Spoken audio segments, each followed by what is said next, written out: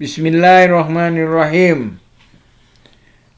Assalamualaikum warahmatullahi wabarakatuh. Kali ini kita berbicara tentang perbandingan konsep belajar dalam ilmu pendidikan barat dibandingkan dengan konsep belajar dalam ilmu pendidikan Islam. Kalau dalam ilmu pendidikan barat kita mengenal kognitif, terdiri dari pengetahuan, pemahaman, aplikasi, analisis, dan sintesis. B. Afektif. Afektif itu terdiri dari menerima, merespon, menilai, mengorganisasi, dan menginternalisasi nilai. C. Psikomotorik. Psikomotorik itu terdiri dari persepsi, kesiapan, gerak terpimpin, gerak mekanis, gerak kompleks, adaptasi, dan original. Nah, mari sekarang kita bicara bagaimana dengan konsep belajar menurut Islam dalam masalah ilmu. Pertama, dalam konsep ini pertama, Al-Quran berbicara dalam surat Az-Zumar ayat 9. A'udzubillahi minasyaitonirrajim. Qul hal yastawil ladzina ya'lamuna wal ladzina la ya'lamun. Katakanlah, samakah orang-orang yang berilmu dengan orang yang tidak berilmu? Yang kedua, dilarang mengikuti suatu yang tidak dimengerti. Surat Al-Isra ayat 36. Wala taqfu ma laisa laka bihi ilmun. Innas sam'a wal basara wal fuada kullun ulaika kana anhu mas'ula.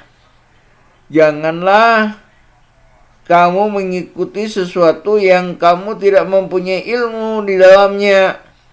Sesungguhnya pendengaran, penglihatan, dan akal semuanya akan diminta pertanggungan jawab. Al-Isra 36.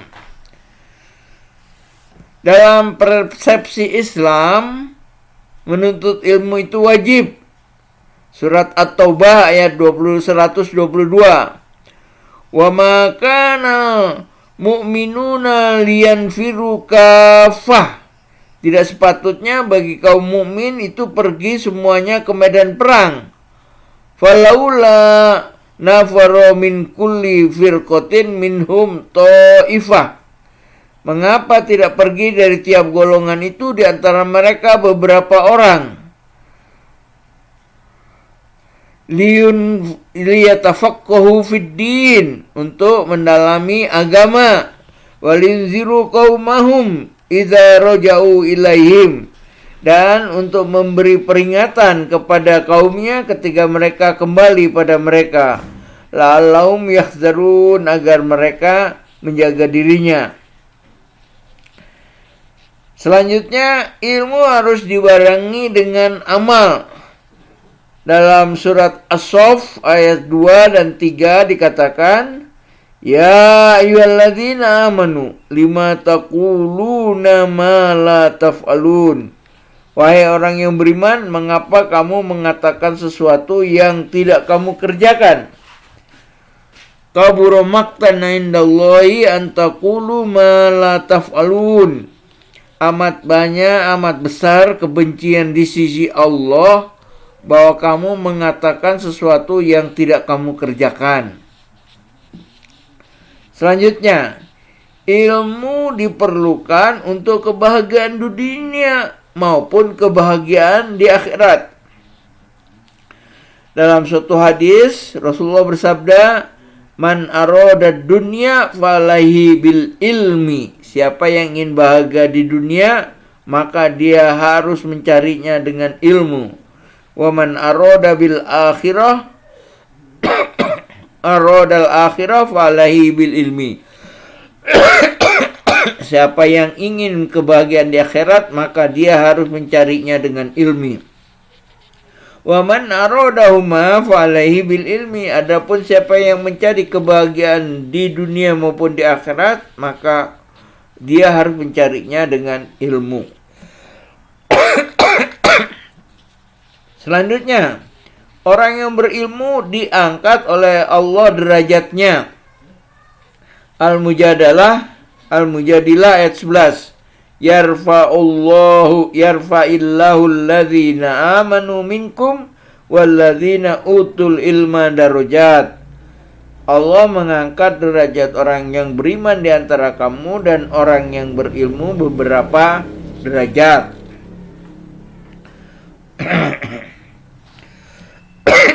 Bandingan akhlak dengan afektif, akhlak bersumberkan nas Al-Quran dan Al-Hadis, sedangkan afektif hanya bersumberkan rasio dan hati manusia serta panca indera manusia. Selanjutnya, di dalam ini masalah pengetahuan dalam masalah praktek, ini Islam selalu memberikan manfaatnya, menjelaskan manfaatnya. Umpamanya contohnya dalam masalah pelarangan khamar. Di dalam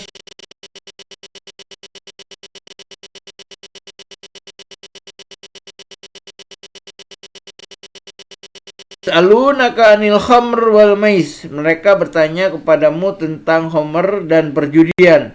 Qul fihima ismun kabirun. Katakanlah di dalamnya adalah dosa yang besar. Wa manafi'u linnas. Dan ada gunanya untuk manusia. Wa ismuhuma akbar min naf'ihima. Dan dosanya lebih besar daripada manfaatnya. Selanjutnya pada surat Al-Maidah ayat 90 dijelaskan. Jadi kalau Islam melarang sesuatu, memberi penjelasan maknanya apa maksudnya. Ya ayyuhalladzina amanu, wahai orang yang beriman, innamal khamru wal maisiru wal ansabu wal ajlamu, wahai orang, sesungguhnya khamr, judi, berhala dan undian, rijsun min amalis syaitan, najis dari perbuatan syaitan. Fajtanibu, maka jauhilah, la'allakum tuflihun, agar kamu mendapat keberuntungan. Di dalam Islam, manifestasi ini akhlak itu yaitu insan kamil.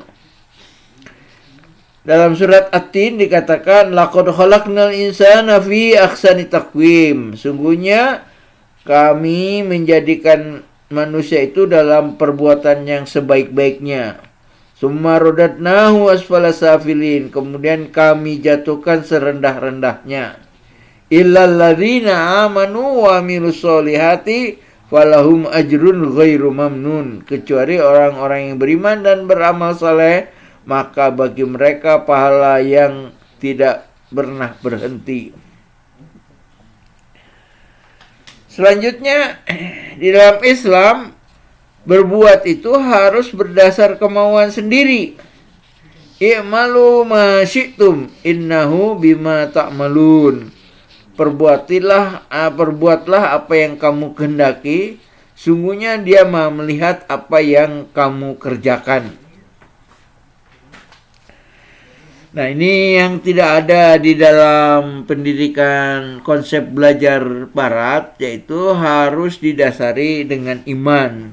Iman merupakan dimensi emosional dan spiritual dalam belajar di dalam Islam. Adapun bentuk-bentuk belajar antara lain yang didasari iman itu tafakkur. Nah, tafakkur ini kita lihat bagaimana Nabi Ibrahim mencari Tuhan.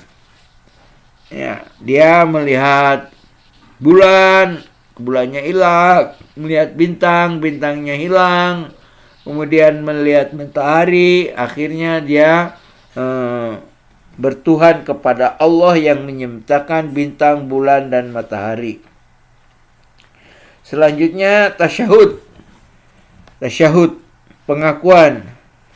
Dalam Al-Quran ada ayat Al-Quran yang berbunyi Syahidallahu annahu la ilaha illahu. Allah menyatakan bahwasanya tidak ada Tuhan selain Dia yang berhak yang disembah. Wal malaikatu ulul ilmi qaiman bil qisti. Begitu juga para malaikat dan orang-orang yang berilmu menegakkan kebenaran. Kemudian di dalam masalah iman ini ada dengan burhan. Burhan. Surat Yusuf ayat 24. Walaqad hammat bihi. Sesungguhnya wanita itu telah bermaksud melakukan perbuatan itu dengan Yusuf. Wahamma biha, dan Yusuf pun bermaksud melakukan pula dengan wanita itu. Laula an ro'a burhana rabbihi, seandainya dia tidak melihat burhan dari Tuhannya. Kadzalika linasrifa anhu su'a wal fakhsya. Demikianlah kami hindarkan Nabi Yusuf dari perbuatan kemungkaran dan kekejian. Innahu min ibadinal mukhlasin. Sungguhnya Nabi Yusuf termasuk hamba-hamba kami yang terpilih. Hal lain yang dalam Islam yaitu furqan, yaitu membedakan.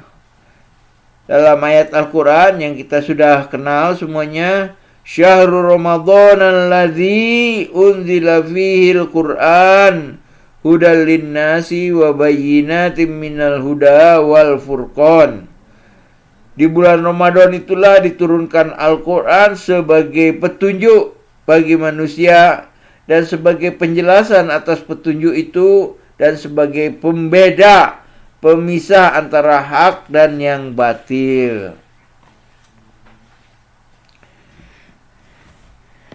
Di dalam Islam dilarang taklid, melakukan sesuatu hanya karena itu diperbuat oleh nenek moyang. Wa idza, dalam surat Luqman ayat 21.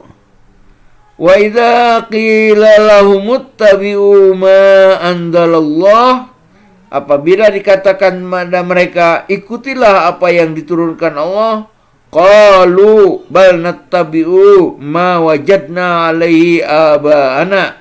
Mereka menjawab, tidak, tapi kami hanya akan mengikuti yang kami dapati dari bapak-bapak kami. Awalau kana syaitanu yad'uhum ila adzabis sa'ir. Apakah mereka akan tetap ikuti mereka walaupun setan mengajak mereka ke dalam siksa api neraka yang menyala-nyala. Selanjutnya, tahapan-tahapan ilmu ada mulai yakin, ainul yakin, dan hakul yakin. Dalam surat At-Takasur yang berbunyi Bismillahirrahmanirrahim, Alhaakumut takasur hatta zurtumul maqabir kalla sawfa ta'lamun thumma kalla sawfa ta'lamun kalla law ta'lamuna ilmal yakin latarawunnal jahim summa latarawunnaha ainal yakin summa latus'alunna yawma idzin 'anin na'im. Surat At-Takasur. Selanjutnya, di dalam Islam ada yang disebut ihsan. Apa itu ihsan? Al-ihsanu an ta'budallaha ka'annaka tarahu fa illam takun tarahu fa innahu yaroka. Ihsan adalah engkau beribadah kepada Allah seolah-olah engkau melihatnya. Jika tidak bisa, hendaklah engkau merasa dilihat oleh Allah. Selanjutnya dalam masalah pembelajaran ini harus didasarkan pada takwa. Apa itu takwa? Menjaga keyakinan. Apa itu takwa atau menjaga keyakinan?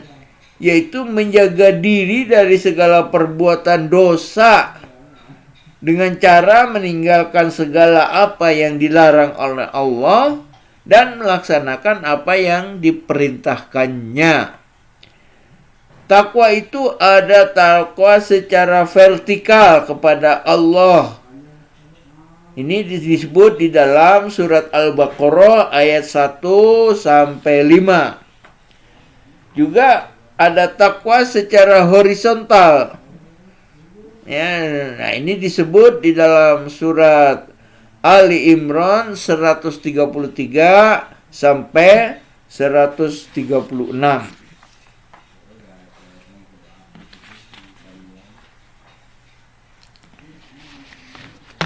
Nah, bagaimana dengan kualitas iman?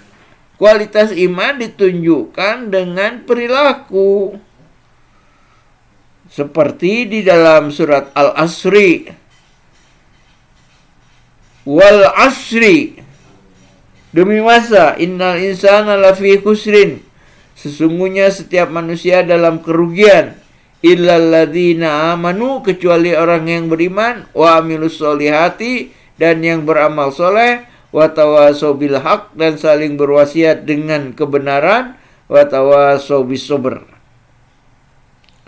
Kemudian selanjutnya masalah keimanan ini bersifat subjektif, individual dan batiniah. Kita baca di dalam surat Al-Bayyinah ayat terakhir, innalladzina amanu wa amilus solihati ulaika hum khairul bariyah. Sesungguhnya orang yang beriman dan beramal soleh, itulah orang-orang yang telah melakukan kebaikan. Jazaohum inda rabbihim jannatu adnin tajri min tahtihal anhar. Balasan bagi mereka adalah surga yang di bawahnya mengalir sungai. Khalidina fiha abada, mereka kekal selamanya. Radhiyallahu anhum, Allah meridai mereka. Wa radu anhu, dan mereka meridai Allah. Dzalika liman khasya rabbah. Yang demikian itu adalah bagi yang takwa, yang takut kepada Tuhannya. Selanjutnya yang perlu diingat adalah iman itu bisa bertambah dan berkurang. Di dalam surat dalam ayat Quran disebutkan, wa idza ma unzilat suratun, apabila diturunkan suatu surat, faminhum man yaqulu, maka di antara mereka ada yang berkata, ayyukum zadatu hadhihi imanan, siapakah di antara kamu yang bertambah imannya? Fa ammal ladzina amanu fazadathum imanan wa hum yastabsyirun. Adapun yang beriman, maka turunnya surat itu menambah imannya dan mereka merasa gembira. Iman itu diyakini dalam hati dan diucapkan dengan lisan dan dibuktikan dengan perbuatan. Al-imanu tasdiqun bil qalbi wa iqraru bil lisan wa amalal bil arkan. Terakhir, iman itu memiliki banyak cabang. Dalam hadis dikatakan, al-imanu bid'un wa sittuna au bid'un wa al-imanu bid'u wa sab'una au bid'un wa sittuna syu'bah. Fa afdaluha qawlu la ilaha illallah wa adnaha imatatul adza anit thoriq wal haya'u syu'batun minal iman. Iman itu ada 70 cabang lebih atau 60 cabang lebih.